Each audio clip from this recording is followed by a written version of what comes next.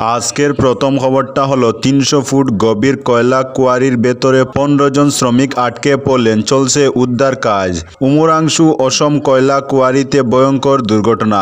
৩০০ foot গভীর কয়লা কোয়ারির ভেতরে ১০ থেকে ১৫ জন শ্রমিক আটকে রয়েছেন। অসমের অন্যতম পাহাড়ি জেলার উদ্যোগনগরী হিসেবে পরিচিত উমরাংশু অসম মেঘালয় সীমান্তবর্তী ও উমরাংশু থেকে ২৫ কিলোমিটার দূরবর্তী অসম কয়লা কোয়ারিতে এই ঘটনা সংঘটিত হয়।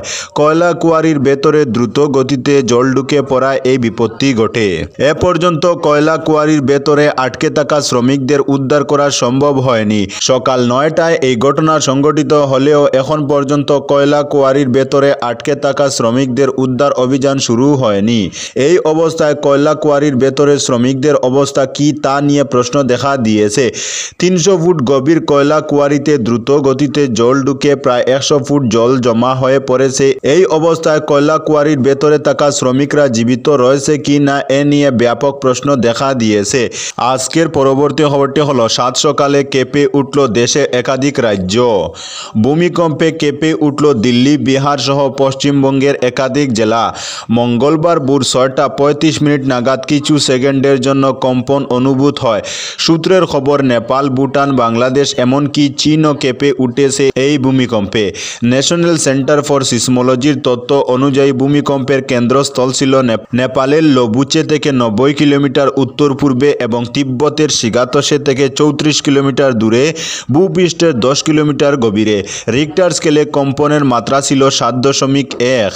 আজকের পরবর্তী খবরটি হলো, HMPV নতুন ভাইরাস নয়, উদ্বেগের কারণ নেই, আশ্বস্ত করলেন বিজেপির সভাপতি জেপি নাড্ডা। HMPV নতুন ভাইরাস নয়, উদ্বেগের কারণ নেই, এমনই মন্তব্য করলেন কেন্দ্রীয় স্বাস্থ্যমন্ত্রী জেপি নাড্ডা। দেশে ৪টি শিশুর শরীরে HMPV ভাইরাস মিলেছে। বেঙ্গালুরুতে ৮ ও ৩ মাসের ২ শিশু, আহমেদাবাদে ২ মাসের ১ শিশু এবং কলকাতায় ৬ মাসের ১ শিশু এই ভাইরাসে আক্রান্ত হয়েছে। বিষয়টি নিয়ে আম জনতা উদ্বিগ্ন। এমন পরিস্থিতিতে দেশবাসীকে আশ্বস্ত করলেন কেন্দ্রীয় স্বাস্থ্যমন্ত্রী। একটি ভিডিও বার্তায় নাড্ডা বলেছেন, স্বাস্থ্য বিশেষজ্ঞরা জানিয়েছেন HMPV নতুন ভাইরাস নয়, এটি ২০০১ সালে প্রথম শনাক্ত করা হয়েছিল। বাতাসের মাধ্যমে এই ভাইরাস ছড়িয়ে পড়ে। শীতকালে এবং বসন্তের শুরুতে এর বাড়বাড়ন্ত দেখা যায়। তিনি সাধারণ মানুষকে উদ্বিগ্ন না হওয়ার পরামর্শ দিয়েছেন। তার সংযোজন স্বাস্থ্য মন্ত্রক, Indian council of medical research অর্থাৎ ICMR এবং national centre for disease control অর্থাৎ NCDC পরিস্থিতির উপর নজর রাখছে। এদিকে চিকিৎসকরাও জানাচ্ছেন, HMPV-তে আক্রান্তের খোঁজ পাওয়া গেলেও এ নিয়ে উদ্বেগের কিছু নেই। তারা আমজনতাকে সতর্ক থাকার পরামর্শ দিয়েছেন।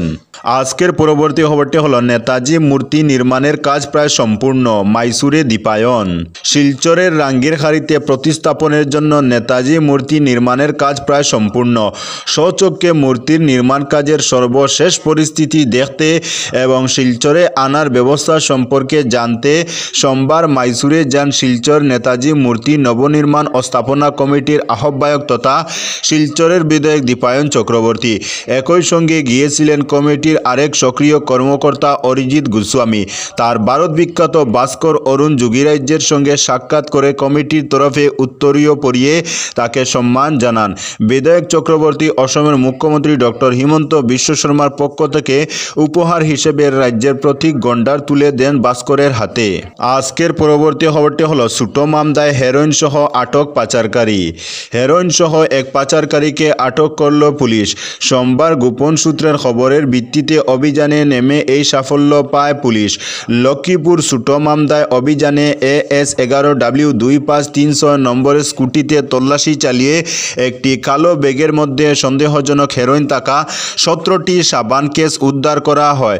215 গ্রাম ওজনের সন্দেহভাজন হেরোইন বাজেয়াপ্ত করে পুলিশ। পাশাপাশি পাচারকারী জগদীশ পাশিকে আটক করা হয়েছে। এ বিষয়ে আরও তদন্ত চলছে। আজকের পরবর্তী খবরটি হলো, কানাডার প্রধানমন্ত্রী জাস্টিন ট্রুডোর পদত্যাগ, 9 বছরের অধ্যায়ের সমাপ্তি। কানাডার প্রধানমন্ত্রী জাস্টিন ট্রুডো তার 9 বছরের দীর্ঘ শাসনামলের সমাপ্তি ঘোষণা করেছেন। দলের অভ্যন্তরীণ চাপ এবং জনপ্রিয়তায় ক্রমাগত পতনের কারণে তিনি এই সিদ্ধান্ত নেন। ট্রুডো জানিয়েছেন, নতুন নেতা নির্বাচিত না হওয়া পর্যন্ত তিনি তিনি প্রধানমন্ত্রীর দায়িত্বে থাকবেন। সোমবার এক সংবাদ সম্মেলনে ট্রুডো বলেন, এই দেশ পরবর্তী নির্বাচনে একটি সত্যিকারের পছন্দ পাওয়ার যোগ্য। যদি আমি দলের অভ্যন্তরীণ লড়াইতে আটকে থাকি তবে আমি সেরা বিকল্প হতে পারবো না। তিনি আরও জানান, পার্লামেন্ট 24 মার্চ পর্যন্ত স্থগিত থাকবে। ট্রুডোর জনপ্রিয়তায় ধারাবাহিক পতন এবং দলের অভ্যন্তরে ক্ষোভের কারণে তাকে পদ ত্যাগের জন্য চাপ দেওয়া হচ্ছিল। বিশেষত ডিসেম্বর মাসে ডেপুটি প্রধানমন্ত্রী ক্রিস্টিয়া ফিনল্যান্ডের আকস্মিক পদত্যাগ তার নেতৃত্বের উপর প্রশ্ন তুলেছিল। ফিনল্যান্ড একটি প্রকাশ্য চিঠিতে যুক্তরাষ্ট্রের সম্ভাব্য শুল্কের হুমকির বিরুদ্ধে পর্যাপ্ত পদক্ষেপ নিতে ব্যর্থতার অভিযোগ তুলেছিলেন। আজকের পরবর্তী খবরটি হলো, গাছে ধাক্কা অধ্যাপক দম্পতির বাহনের মৃত্যু একজনের। নোয়াগাঁও দিক থেকে দ্রুত গতিতে আসা অধ্যাপক দম্পতির একটি বিলাসবহুল বাহন নিয়ন্ত্রণ হারিয়ে প্রকাণ্ড গাছে ধাক্কা দিলে মৃত্যু ঘটে একজনের।